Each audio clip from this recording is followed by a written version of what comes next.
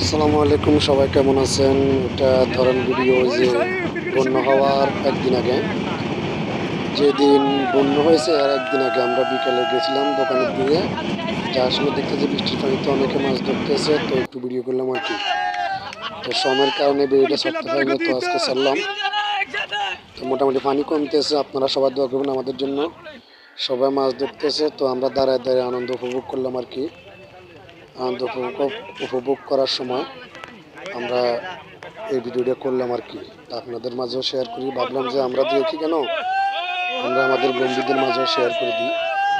তো ভিডিওটা অনেক সুন্দর লাগে, গ্রাম ও পরিবেশ মিলে সৌন্দর্য একটা জায়গা। তো আমার কাছে ভালো লাগবে মাছ ধরা দেখে, ভালো লাগার কারণে ভিডিওটা করলাম। এই যে এখন দেখেন এই বাইরে জালের মধ্যে অনেকগুলো বাচ্চা ফোনা উঠবে, এগুলো ধরেন অনেকের পুকুর ভেসে গেছে, ভেরি মাছ ভেসে গেছে, এই কারণে মাছগুলো এখানে আসছে পানির ঢেউয়ের সাথে। তো তারা জাল মেরে মেরে ধরতেছে মাছগুলো। তো দেখতে ভালো লাগলে অবশ্যই আপনারা যদি ভিডিও যদি ভালো লাগে তাহলে একটা শেয়ার করবেন, একটা কমেন্টস করে যাবেন, একটা লাইক দিবেন। নেক্সট ভিডিও দেওয়ার জন্য আগ্রহী থাকবেন, তাহলে সবসময় ভিডিওগুলো পাবেন। আপনারা ফলো দিয়ে পাশে থাকুন।